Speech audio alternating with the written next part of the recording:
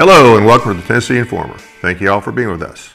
We have an incredible evening set up for you with two great guests. First up is Joe Leurs, and then at 8:30 we have Carrie Wolowitz to talk about the other story of Buford Pusser, so don't go anywhere. Before we get started, yesterday, December 7th, was the 84th anniversary of Pearl Harbor.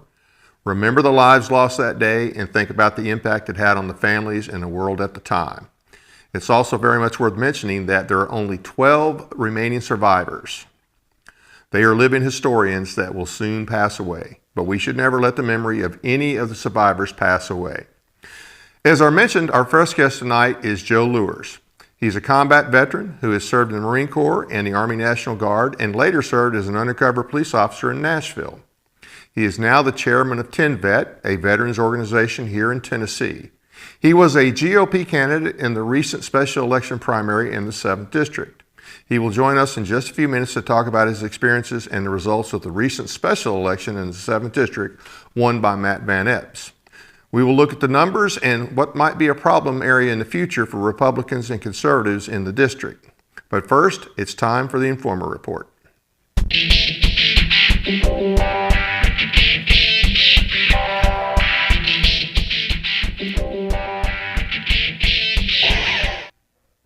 There is an article in Daily Roll Call, which is Kathy Henner's blog, that you need to read if you live in Tennessee. It's titled Zohran Mamdani and Samar Ali, Raised by Fathers That Want to Erase Israel. For people in Tennessee, Samar and her father, Subi Ali, are who we should be most concerned with. If you have followed Tennessee politics for a while, you may remember back in 2012 when Rhino extraordinary Governor Bill Haslam appointed Samar to the International Economic Development Council. There was a lot of pushback over this because Samar was reportedly an expert in Sharia-compliant finance, also known as jihad with money, as described by an Islamic cleric. There were 16 county GOPs that sent letters of protest over this and other failings of the Haslam administration. Bill Hagerty, then head of the department, pulled a Hillary Clinton and denounced those objecting as bigots. Steve Gill defended the good old girl from Waverly as well. She didn't stay in the position long, but she is still around and still promoting Islamists and their goals. The article points out some key points to remember about her and her father, such as her relationship with pro-Hamas Islamists across the state and position of treasurer for Zulfat Zora's 2 successful runs for Metro Council in Nashville. Zulfat is a Nigerian Muslim who we have discussed on this show in the past.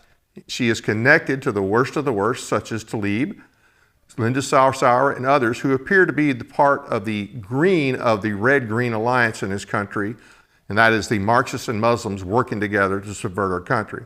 The following is an excerpt from the article. Closer to the Ali home is her father, Suba's mentorship under Hisham Sharabi. And guys, I'm probably going to murder these names. Sorry, best I can do. The founder and chairman of what became the Jerusalem Fund. Subi served as vice chairman before taking over as chairman in 2005, shortly before Sharabi died. In 2006, Samar served as the transatlantic liaison for one of the Jerusalem Fund's projects. Her father, Subi, continues to be listed as chairman of the fund's board. Subi's mentor, Sharabi, was a board member of WISE, World and Islam Studies Enterprise, which was incorporated and led by Sami al-Arian, who was subsequently sentenced in 2006 to prison and deported for conspiring to provide material support to the terror group Palestinian Islamic Jihad. According to the indictment, WISE funneled payments to the PJ Martyrs through the Islamic International Arab Bank. As stated in the report from the Endowment for Middle East Truth, Subi Ali's Jerusalem Fund is a prominent part of the Islamic network in the United States. So I encourage you to read the article in Daily Roll Call and read the report that is linked. It's mentioned above, it's in the article, and this is not just about Israel. This is about Islamists operating in our state and our country, Islamists that support Hamas and other terrorist organizations. Tennessee Islamists have links to Hamas and Qatar. Read about it in dailyrollcall.com. Tennessee needs debates for the governor's race. You know, Marsha Blackburn seems to think that she's just entitled to be the next governor. And she seems to poo-poo the idea of having a debate. And of course, her handlers will say, well, she doesn't need to because the polls show that she's way ahead of anybody else. Well, you know, this race is really, you're applying to be the governor of 7 million people. To think that you should not have to debate the other candidates, that's the height of arrogance. Now, John Rose has said that he wants a debate. He posted that on his Facebook site. And people in the Monty Fritz campaign did contact Representative Rose a couple of weeks back. Now, this was before the government shutdown ended. And the response at the time was, hey, well, you know, we don't want to book anything until the shutdown is over because he may have to leave all of a sudden and vote on something important, and you know we just can't do it right now. Okay, fine and well. Government's been back open for a little while now, and so we've reached back out again. I say we because yeah, I've reached out. Okay, I want to see a debate, and no response. And we'll continue to reach out, but there needs to be a debate. Nobody should be elected the governor of a state without having a debate and letting the people know where they stand on all the issues. Now, I'll be honest with you, I know Marcia doesn't want to debate, and I'll be honest with you, I don't think John Rose really wants to debate Monty Fritz because he will look terrible compared to Monty. That's my opinion. Now, if the GOP loses the midterm elections, that's another reason we are going to need a strong governor. Now, unfortunately, if that happens, you know that Trump is going to have a hard time getting anything else done. He'll be in hearings the whole time. We need a strong governor during that time frame. We don't need a Marcia, and we need somebody stronger than Rose, bottom line. So that's something to think about. When you think about this race, what if we lose the House between now and then? Oh, by the way, Trump's not going to be up there forever. And the next governor will still be in office when we get the next president in. And it may not be who we want. It certainly won't be anybody like Trump. So we need to think about that. We need a good, strong governor. The war powers debate. You know, there's the whole issue of war powers are in the news a lot lately with the situation going on there in Venezuela and boats being blown out of the water. They're drug boats. Yes, they're bringing poison. But I keep hearing things like, well, so-and-so did this, and this president did this. The question is, should past violations be the standard, or should the Constitution? Is Obama did it or other presidents did it the right answer? Now, I'm not making a specific comment on the current situation. I've already done that in the past. I've got no sympathy for a bunch of drug runners, none whatsoever. But the founders were very leery of the president, any president, being allowed to get us into a war. The first 4 presidents felt very limited in their power to do much beyond immediate defense. Why has that changed? Is it a good change? The 10th Amendment Center has some excellent articles on it about how the first 4 presidents viewed and conducted policy on this issue. I recommend reading it for yourself. If you go to the blog.10thamendmentcenter.com, they've got some excellent articles on the War Powers Act and the way things were intended to work and did work under the 4 first presidents. Trump is going to do an EO preventing state regulation of AI. On what basis can he claim that power? I just have to ask. AI is a scary thing. I understand it's important. It's important for our country. But just to tell states, you can't make regulations on this? He doesn't have the legitimate authority to do that. He'll probably get away with it. But this, in my opinion, is another overreach. And Trump has done some great things. Yes, I voted for him. Given the choices, I'd vote for him again. But that doesn't mean I appreciate it when he does these kind of things.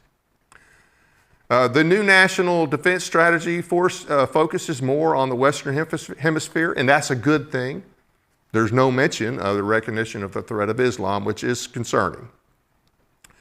So, but another good thing about the new national defense strategy, there is no DEI in it or anything like that. There's not the climate change garbage. So they are focused on war fighting, and that's a good thing.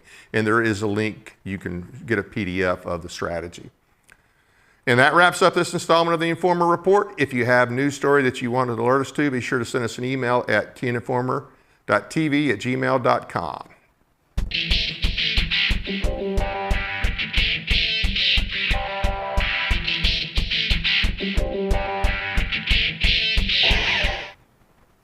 Before we bring on our guest, here is a message from our sponsor, LifeWave, which uses light reflection to activate the body's natural energy, supporting healing, improving performance, and combating aging without drugs or stimulants. We'll be right back.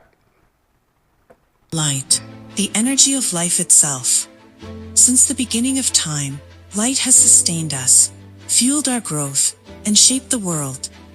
Even Einstein recognized that everything we are is made of light. But what if we could harness the light within us, not just to live, but to renew, restore, and rejuvenate? Introducing LifeWave X39, the first product in the world that activates stem cells using our body's own light. Backed by clinical research, multiple patents, and over 10 years of stem cell research, a revolutionary wearable light technology that unlocks the power of activating our own stem cells with a single, safe, affordable, non-transdermal patch that puts you back in control of how you look, feel, and perform. Unlike drugs or chemicals, X39 works naturally, awakening your body's ability to heal and thrive. It's time to unlock your full potential, restore your vitality, and embrace a healthier, more vibrant you. And now to our guest, Joe Leurs. Joe, thank you for being with us. How you doing tonight? Good, sir. Thanks for having me. Always. Hey, so let's get right to it. You got a pretty interesting background. That's what they tell me. Yeah, military background, law enforcement, Marine, Army National Guard, combat tours. I was actually in the Army Reserve. Big misconception. I was not in the Guard, just to be 100% clear. I was in the Reserve. Okay, all right. But Marine Corps? Yep, How Marine come you didn't Corps. go to Marine Reserve?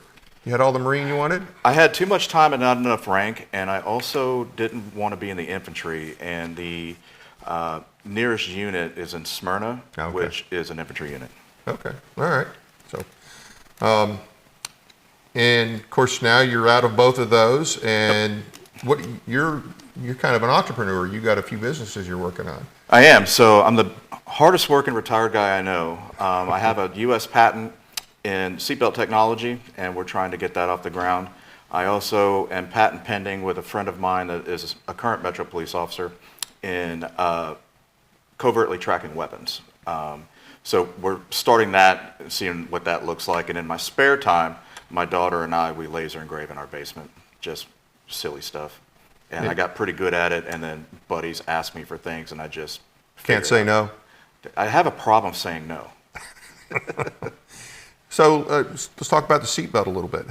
What's the premise behind that? All right, so seatbelt, when I invented it in 2017, it got patented later. And I looked at car crashes, and a lot of policemen were getting killed in car crashes because we didn't wear seatbelts. Because the premise and the idea was we need to be able to get out of the vehicle as quickly as possible. I don't know of a department that says don't wear your seatbelt. Right. I'm just telling you we didn't. Right. So what I did is I thought, how can I take something out of the equation in a high-stress situation? So I invented a seatbelt that unlocks itself. So when an officer, a first responder, is rolling up to something, right, they can simply put the car in park, and the seatbelt will disengage. Cool. And it logs all the data and all that other stuff, so that way somebody can't say, oh, he wasn't wearing a seatbelt, and for insurance purposes, for fire departments, oh, the officer's wearing the seatbelt at the time of a crash. So we're able to basically wrap all that into one. Okay. And what about the gun tracker? So gun trackers, a friend of mine called and said, hey, I know you have a patent. We were detectives a long time ago. Actually, when I was first brand new detective, he was my first partner. I didn't know anything about investigations. He was like, all these guns are being stolen out of vehicles. I think I know a way to track it. And he said an idea. And I'm all, that's a great idea. I just don't think it's feasible with the technology right now. Right. I'm all, but not to take all the air out of your sail. Give me a couple of days. And then I went into my basement, and then my brain started working, and then I came back to him with a solution. And then we put our heads together on that solution, and now we're patent pending. So I don't really want to get too far into it, okay, that's because fine. We're patent pending. But just to say that if your gun is in your house or in your car because you can't carry it into something because of law, Right. I have the ability to track it. Mainly you have the ability to track it Right. because your phone will ding if it's not where it's supposed to be. That's cool. That And is then you really can cool. tell the police my gun is walking down the street, and then they can do what police do and arrest a bad guy and recover your property. That's good to have a record of in case somebody kills somebody with your gun. Yeah, so that's kind of the premise of what we're trying to do. It's in its very early stages. Like I said, we're patent pending, and gosh, the patent process in and itself takes probably a year or 2 years. It's not a smooth government operation? No, but surprisingly not. It's a lot of red tape. That's weird. And you're also the chair, in your spare time, you're also the chairman of the TenVet organization. Yes, so TenVet, every 2 years, they put a new chairman in place through their feeder organizations, the Marine Corps League, VFW, AMOA, the American Military Officers Association. That's just to name a couple of them. And then so they put up these people to be the chairman to run this nonprofit. There is a board, and what TenVet does is it represents the 440-something thousand U.S. service members that live right here in Tennessee. And what we do is we take a problem and we push it through the legislative process. It's not a lobbying thing, but we work with legislators, bipartisan, Republican, Democrat, it doesn't matter. The idea is to support the veteran. Right now, we are fighting the good fight as far as property tax for 100% disabled veterans, to where there is a forgiveness or a rebate that they get. But that program that has been in place for a long time is due to run out of money next year, and there is no way to fill that void. And it's the General Assembly, both the House and the Senate, have voted to support it, but there's been no vote for funding. So that's what we're doing right now. Then they didn't vote to support it. If you don't put money towards it, you didn't vote to support it. Exactly. Okay. So that's what we're doing now. Is TenVet as a whole. There's 400 plus thousand veterans here in Tennessee. There's 2 of them sitting right here. Well, that one should get through, especially for the 100% disabled. And it's not just 100%. It's based in, it could be based on your percentage of disability? So right now in the state of Tennessee, it is if you're 100%. Okay. What they're looking to do is amend it to prorate it if you're at 90, 80, so on and so forth. Other states actually do it. States like Texas, Illinois does it. Communist Illinois does it, and Tennessee doesn't have It's it lined weird. up? And then Kentucky does it. There's a handful of states that do it. Right. So what we're just trying to do is align ourselves, because veterans here in Tennessee make up roughly 8% of the population. Wow, that's a pretty good number. Yeah. So if we could just protect those that protected us, that's the idea. Absolutely.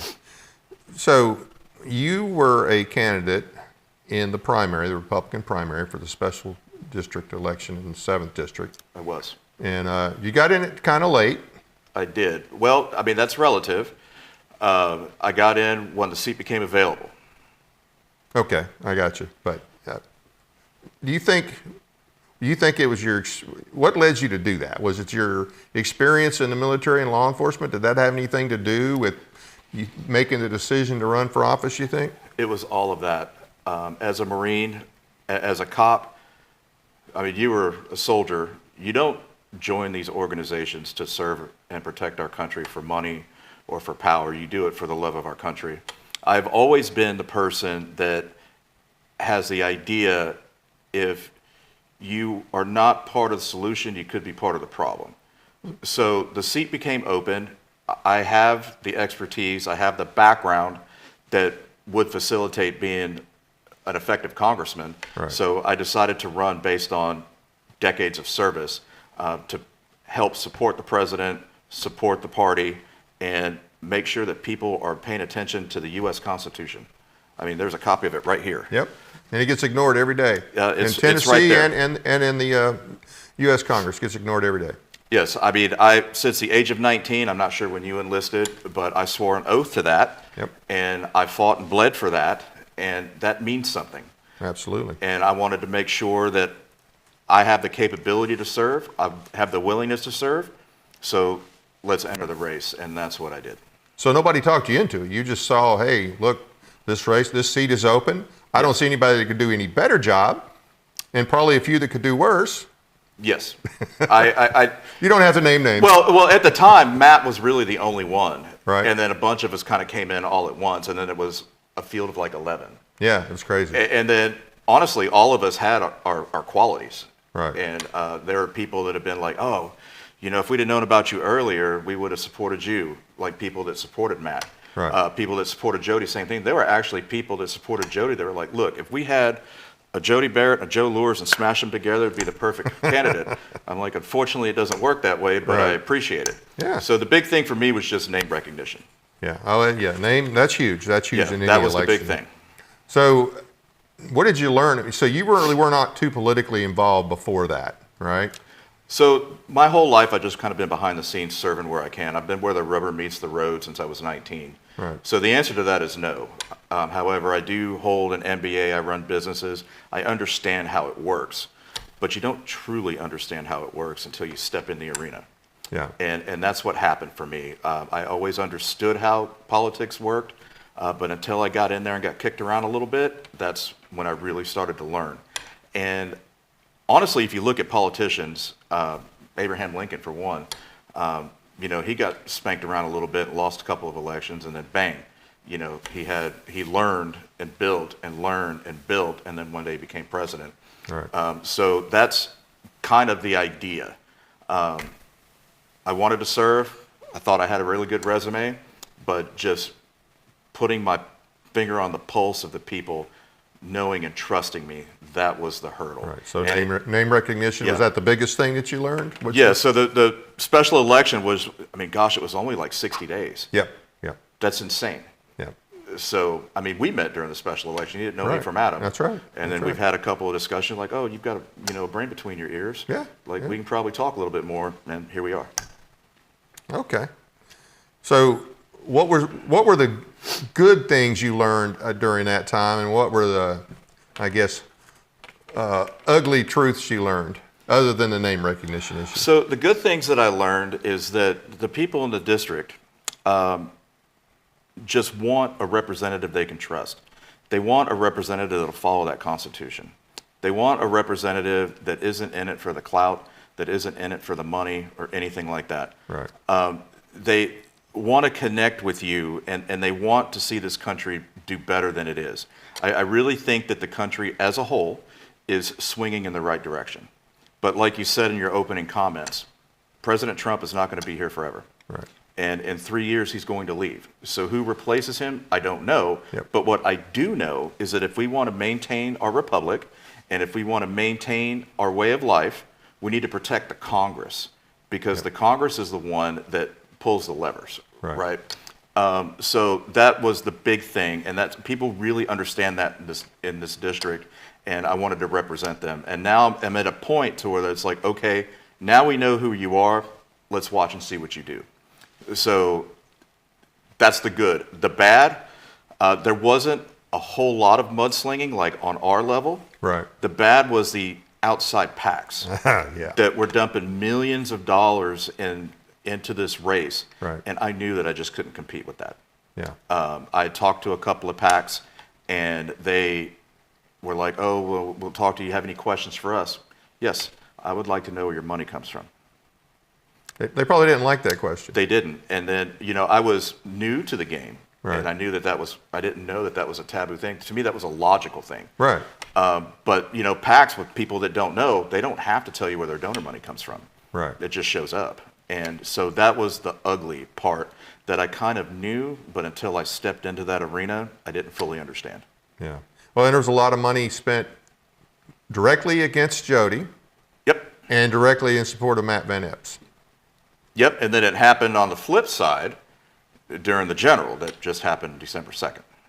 Right. Well, that was, I'm sure the Dem PACs were all against. They were dumping money Yeah. to try to unseat, well, not unseat, but try to flip the seat. So the most dangerous thing that I saw, and just the ugly, was out-of-state money. People that don't even live here, Yep. don't even understand our way of life, were dumping money to influence how you and I live. It should be illegal to donate in elections that are not in your state, not in your district, much less not in your state. It should be flat out illegal. I don't know exactly how you do that. I don't know either, but I understand your logic. Yeah. I mean, there's people that were in Illinois that were sinking millions of dollars into this thing. Yeah. And what works in Illinois doesn't work in Tennessee. No. Vice versa, what works in Tennessee may not work in pick another one of the 49 states. Right. Well, but if we had, the people that supported Afton Bain, they would be right at home in Illinois, California, New York, you name it. She's as far left as any of them. Which to me is scary. Yeah. 30,000 people, I think, was the number. You can correct me if I'm wrong, but it was just north of 30,000 people in Davidson County voted for Afton Bain.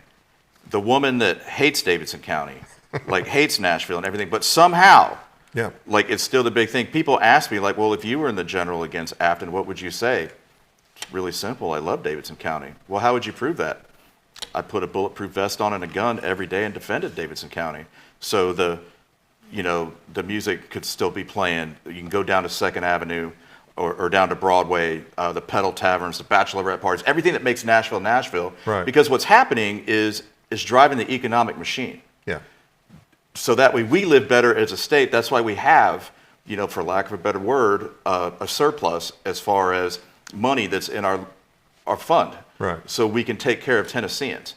But this lady hated all of that and wanted to get rid of it. And how 30,000 people voted for her is beyond me. Yeah. Well, we've had a lot of people come from blue states in the last 4 or 5 years. Yep. They've moved into that district. And really, the Democrats in Tennessee, it's not just Afton Bain. Correct. They're all just about as far left as Democrats anywhere. So people that may think that, well, the Democrats in Tennessee, they're usually, they're a blue dog or they're saying they're not. No, there is no sane Democrat Party anymore. Yeah, Democrats have clearly lost their way. Yeah. And we've seen that for a long time. I've always said that when you talk to an individual, you can carry on a conversation, whether you're Republican or Democrat. But when you start putting a group of people together, the more ignorance starts to rise to the top.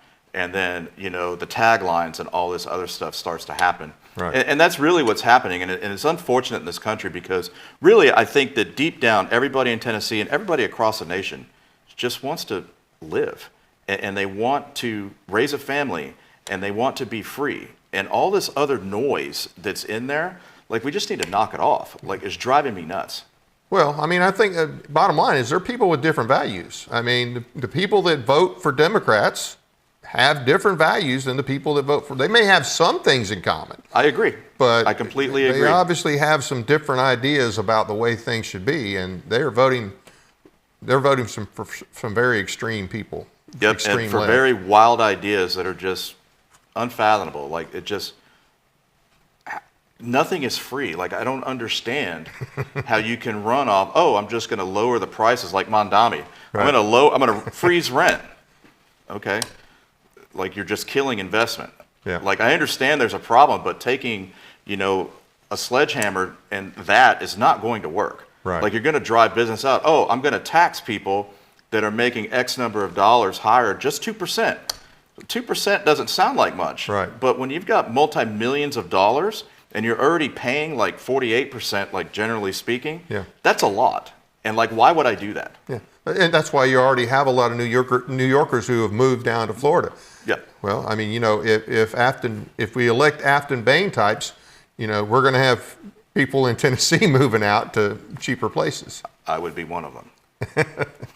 Granted, we don't have an income tax income here, so that's good. It's harder for them to do that, but let's hope they never get enough of a majority to do that or find a way to finagle it. I think it's actually in our Constitution. Yeah, it'd be very difficult. They'd have to amend the Constitution. And that's very hard to do in Tennessee, fortunately. Yeah. But that doesn't mean that they can't overspend. That doesn't mean they can't find ways to raise taxes on everything else. Or that doesn't mean they can't just blatantly ignore it like other politicians do. Oh, which, again, blows my mind. But yeah, they're pretty good at ignoring it. Yeah. But the 7th District is a fairly conservative district. It's a pro-military district. Now, pro-military doesn't necessarily always translate into conservative, but this race, now, special elections are, generally speaking, you don't have the kind of turnout that you have in a normal election, and you surely don't have the kind of turnout that you have in a presidential election. Correct. So the turnout was lower, which is not really a surprise.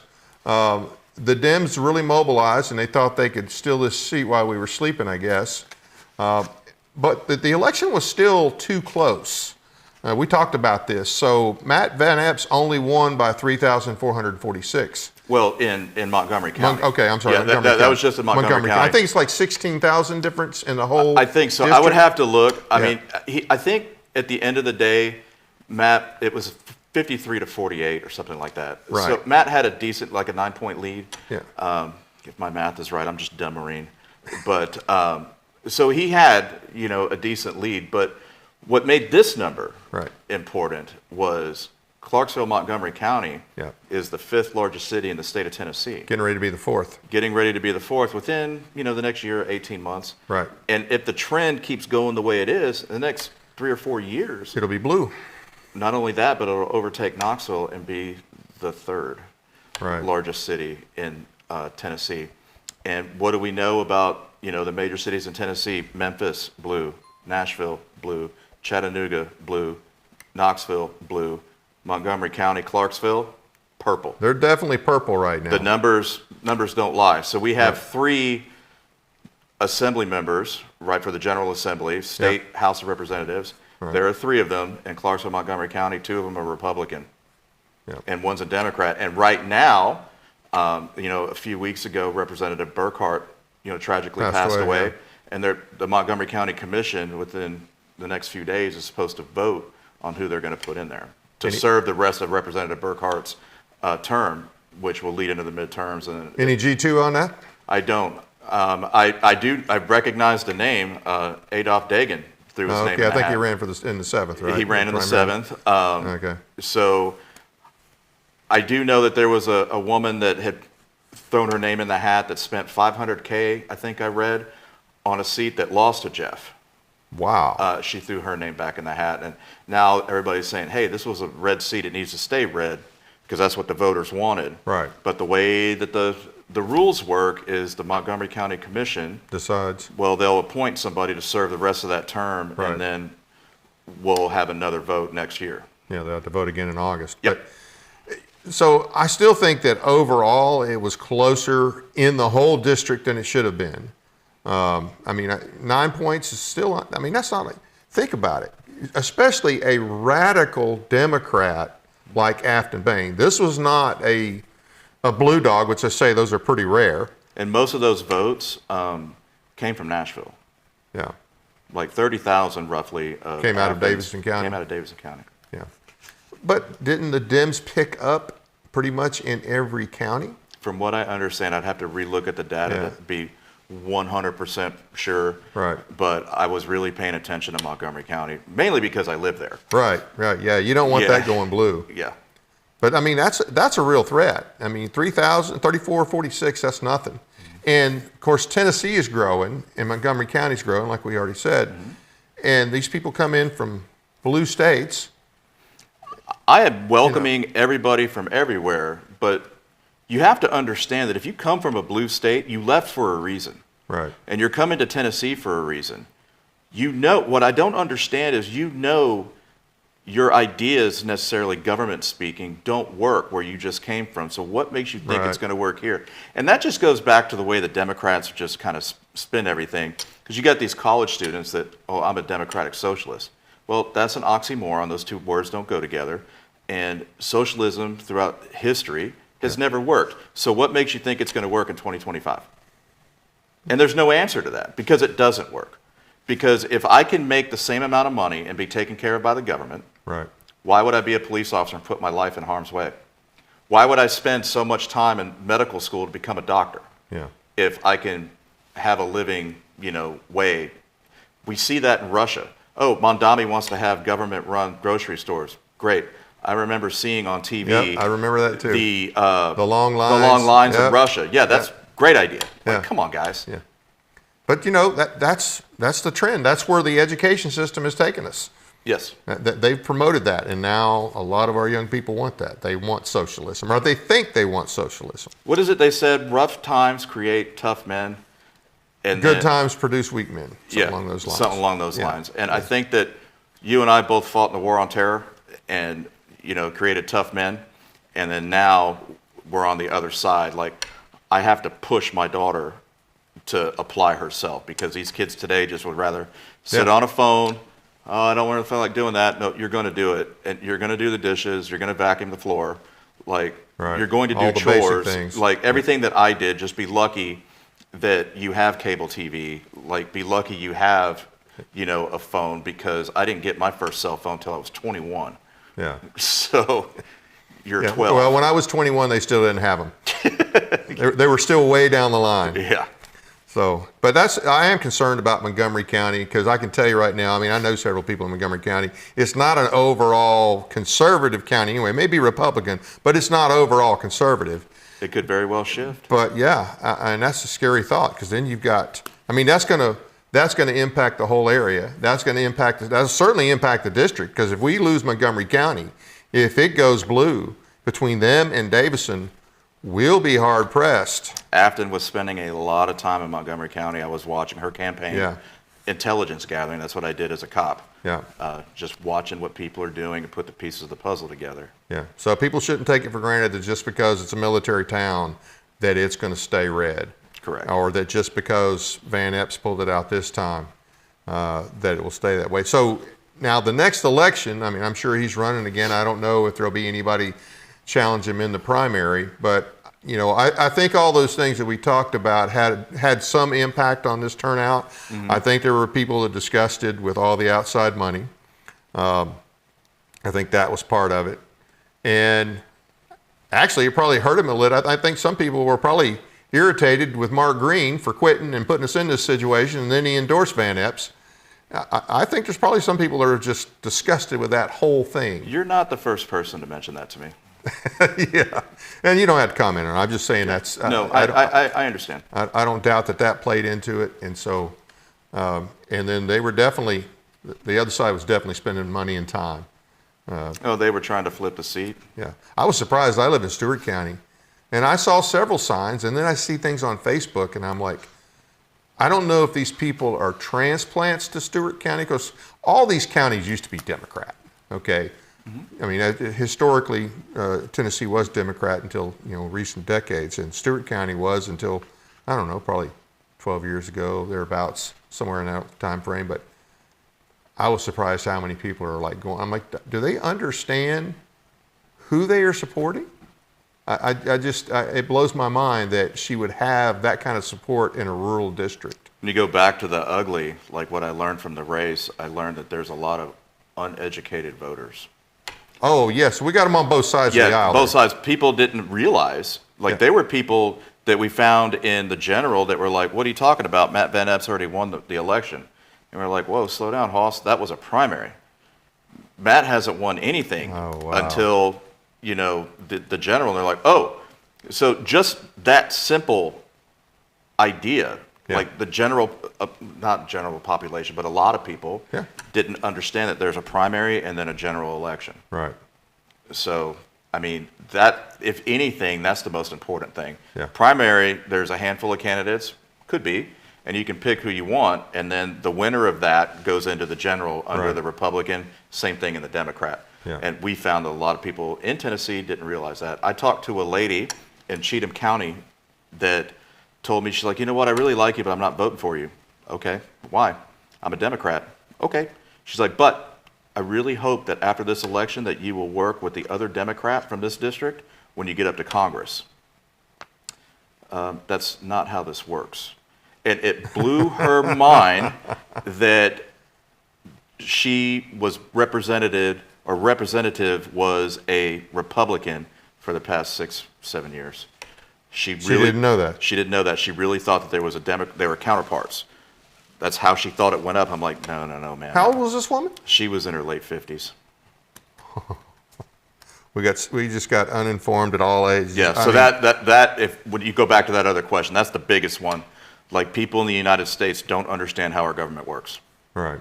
That's probably why so many of them, I hear it all the time. Oh, we need to do away with the electoral college and need to bring back the popular vote. Yeah, no. That's a terrible idea, but they don't understand the purpose of it. Yeah. They're like, well, shouldn't the person that got the most vote, and it's on the face of it, it sounds reasonable, but they don't understand when we were created and the role the states played in this. There's people that don't understand that there's two chambers of the Congress. Right. They don't understand that why there's 435 House reps and only, 100 senators. Yeah. And they don't understand like how that works. I'm like, well, every state has an equal in the Senate, Yep. and then this is under the population, Right. which is why the map gets redrawn and all this other stuff. People just don't understand that. It's racist that Republicans want more. No, the population's growing and it's changing, and we need to adjust. Right. What are some other things, being out there and talking to the public, that you found that were like, wow, we are grossly undereducated or uneducated on topic X? Gosh. A lot of people would ask me what I thought about the Second Amendment. Right. And I'm a pro-gun guy. I believe that you should be able to protect yourself, your family, and your property. Right. But I also would say that, hey, the U.S. Constitution gave you this unalienable right to keep and bear arms. Why is my gun permit in Tennessee not good in California? When my driver's license, which is a privilege, Right. is good in California.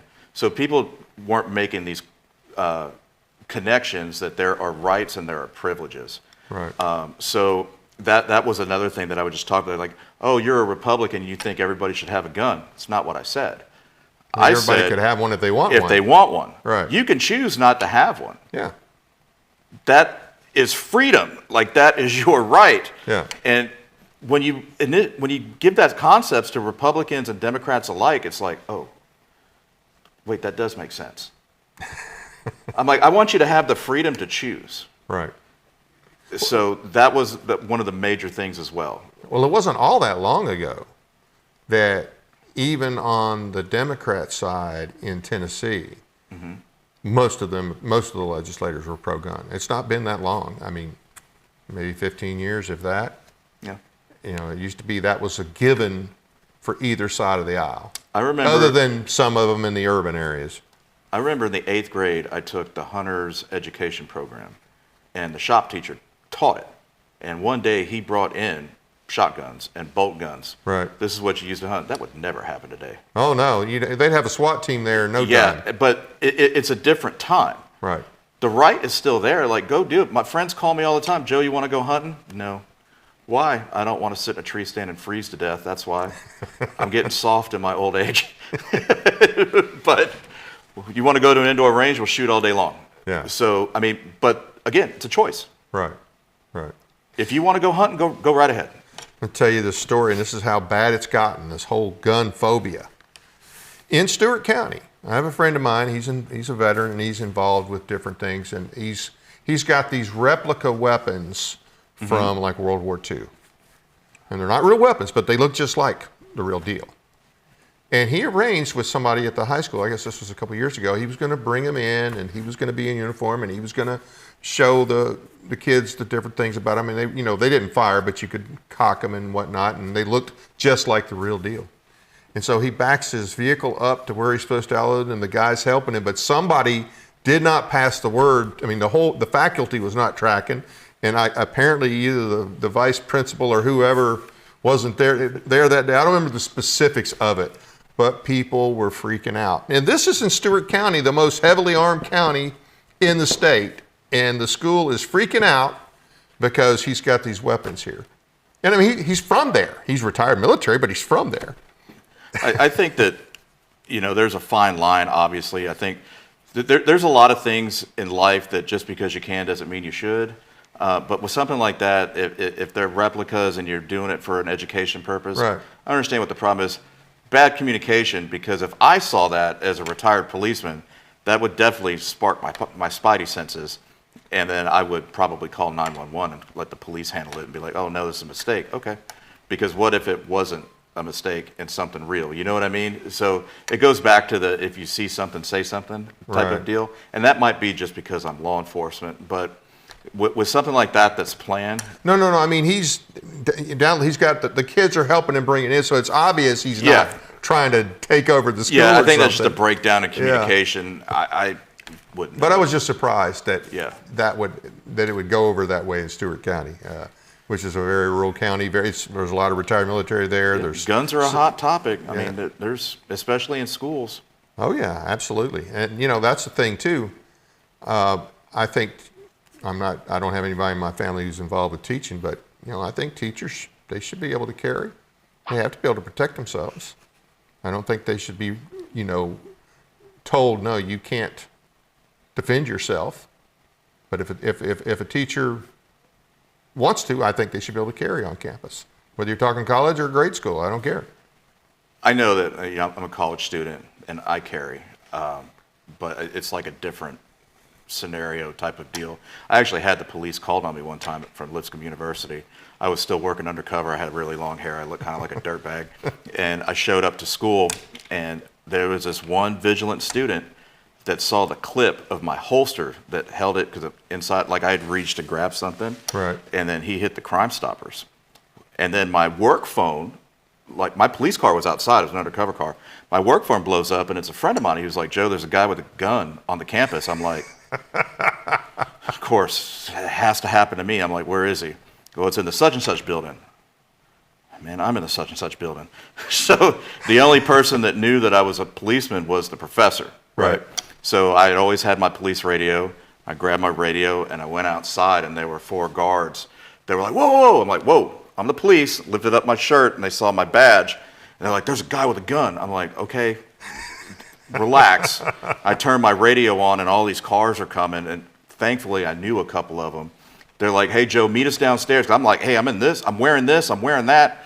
Like, I'll meet you downstairs. I don't have anything that says police on it, right? And Don't they're shoot like, me. Yeah, don't shoot me. So I meet them downstairs, and then I followed them in, and it turned out the suspect and the victim was swapped. Or not the victim, the reporting person. Right. So the reporting person, the description that went out as a suspect, because it clearly wasn't me. I'm like, okay, I know exactly where that dude is. Let's go in there and grab him. And then we did some quick detective work, and it was like, okay, wait a minute, it's flipped. And then they shut everything down. So that just goes to show, I mean, that happened years ago, but Right. it can happen. Yeah. And, it's just a scary thing at a school. Right. Yeah, I still think teachers should be able to protect themselves. And I know they passed something a few years ago, but it was so crazy. The hoops that both the teacher and the administration would have to go through in order to carry was just like, okay, yeah, nobody's going to do that. I'm not 100% versed on that, but I think there is a way to make that easier. Like, Sure. what if you were a teacher that maybe served time in the military versus a teacher that didn't? Does that make sense? Yeah. Like, so in the state of Tennessee, you can carry a firearm if you're 18, but only if you're in the military, like a regular 18-year-old can.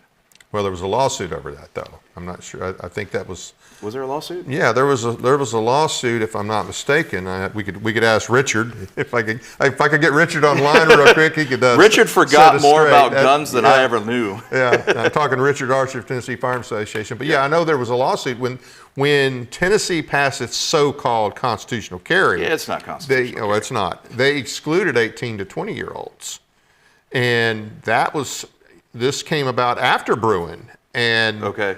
that's one that the AG got right, and he said, "Hey guys, we can't do this. We can't," and because the court had said that you can't restrict the 18 to 20-year-olds. Which is wild to me because, this is a whole nother discussion. We don't even know what an adult is in this country. True. I mean, because how old do you have to be to buy a pack of cigarettes? Got to be 18. 21. Is it 21? They just changed it. How old do you have to be to buy alcohol? 21. 21. How old do you have to be to buy a handgun? 21. But you can buy a rifle at 18, I believe. Right, and you can vote at 18. And so you can go to jail at 18. Yeah, so- and you can get drafted at 18. So are you really an adult at 18? I don't know. No. I think they need to do one or two other. It's either everything is you're an adult at 18 or it's 21. It's agree. not this, okay, you can go die for your country, but you can't have a beer garbage. I agree. I was just at a Marine Corps ball, and there were The youngest Marine President was 17. Holy wow. standing there in his blues, and I was like, man, I'm an old man. And I was like, this kid can't have a beer. Yeah. Or he couldn't, still couldn't buy a gun at this point. Nope. He's 17, he can't But buy he a could gun. dang sure carry one and go overseas. Yeah, that's never made any sense to me. Yeah. I've never agreed with that. So are we going to see you in a race in the future? I think so. I think there's a place for me in Tennessee politics. What that is right here, right now, I don't know. Any preferences? I think that I would do better like on a federal level, however that looks. But I have been asked on the state. I really believe that the states hold all the power. Yeah. Right? They're supposed to. They're supposed to. I mean, Right. there's an amendment in the Constitution that says so. Yeah. If we can keep Tennessee, like that's where I would like to be. Right. But I've worked for the federal government my entire life. I understand how it works. Right. And I understand like actions have consequences. And when you start deploying people and all this other stuff, if you don't fully understand, if you think it's just moving stuff on a chessboard, then that's the wrong answer as far as I'm concerned. Right. I think I've told you this before. I think we need the better people at the state level that are willing to stand up to the feds, because if you are a U.S. representative, you're only one of 435. Okay. Correct. But if you and the few other like-minded in the state can convince everybody that, hey, you took your oath to the U.S. and Tennessee Constitution. You are the most important part in this equation of keeping the federal government in its lane and maintaining our state sovereignty. I think those guys are more important. Now, unfortunately, we don't have too many in that area that are very good either. But to me, the key to putting D.C. back in its lane Is the states, and you only do that with people that recognize that and will stand up for that. I completely agree. I've sworn an oath to the U.S. Constitution, the Tennessee Constitution, as a police officer, and it's one of those things that you have to understand it in order to make it work, right? And you shouldn't be passing things that aren't in the Constitution. Yeah. And until the states, for lack of a better term, like band together, like nothing's going to get any different. I'm not saying that we should be fighting each other left and right, but we should be able to say, hey, what works in Tennessee is Tennessee. Yeah. Leave us alone, Right. and we'll work across the aisle, cross borders with you, Yep. because D.C. is the second. And we need to drain the swamp and all this other stuff that we talk about, career politicians. We need to get rid of all of that. Right. But the only way to do it is for people to put their name in the hat, like I did. I don't believe in career politicians. People ask me, how many terms are you going to do? No more than 3. Right. 5 at the most. But I'll tell you what I won't do. I won't quit on you. If you elect me, I'm going to do the 2 Finish years. the term, yeah. Yeah, and then when I decide that it's time for me to go, I will tell you around January, February, so that way you have a good, 18, 19-month leeway to find somebody to replace me, so you don't run into Right. Last minute. a last-minute thing. Yeah. And if I tell you I'm going to do something, I'm going to do it. Same thing when I enlisted and you enlisted. Right. 4 years. Yeah. At the end of 4 years, what they say? Do you want to stay or do you want to go? I'll stay another 4 years. Right. Or whatever it worked. It's all different for everybody, but Yeah. that's what it was. And there's no quit. You do it. Yep. And you keep going. You hold to your commitment. Well, I'd like to see you up there somewhere. I hope you decide to go the state route, because I think we need conservative state legislators. I am that not going anywhere. That understand the state constitution and U.S. Constitution and will actually stand up for it, because to me, that's the only way we fix this. And we can have more effect on Tennessee than we can D.C. I agree. And that's the way. Well, hey, any closing thoughts?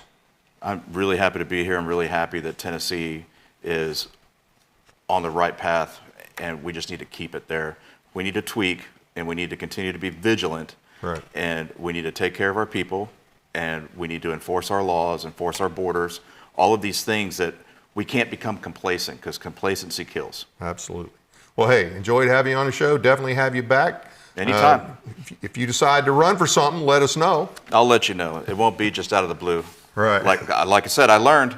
Oh yeah. That's something you got to put some planning into, and the whole name recognition thing. Well, hey, thanks for being with us.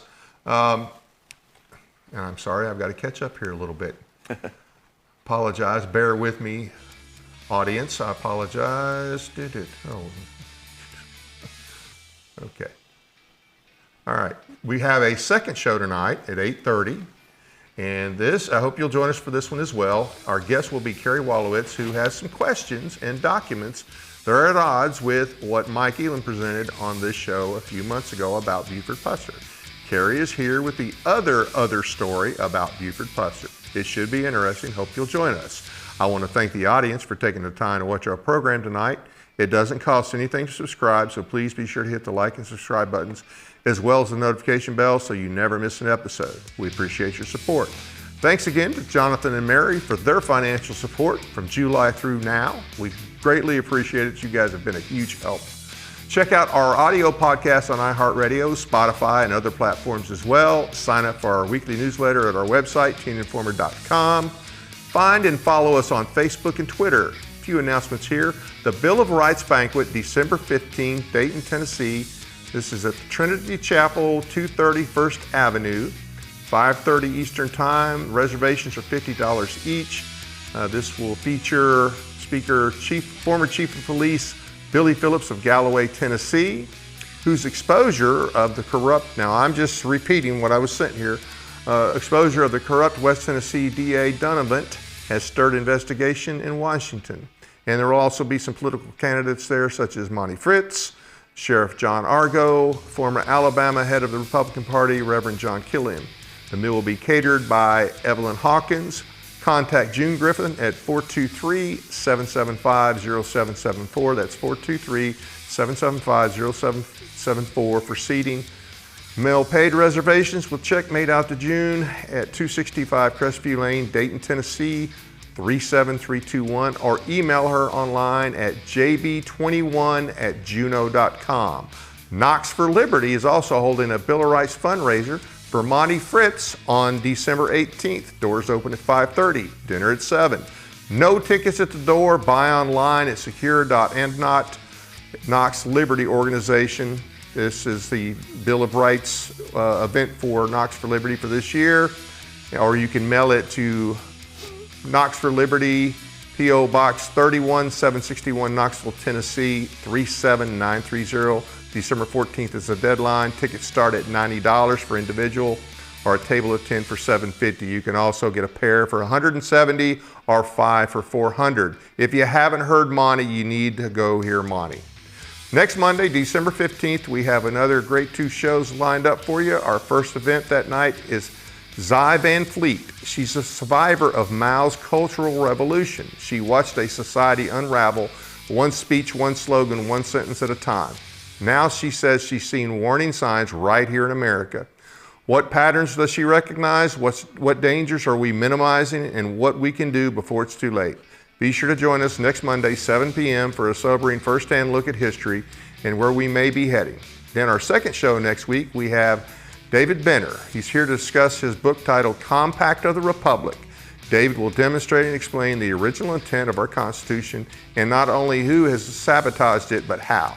Be sure to tune in and learn the truth. Hope you can join us again next week. That's it for now. Good night from Paris, Tennessee, that is.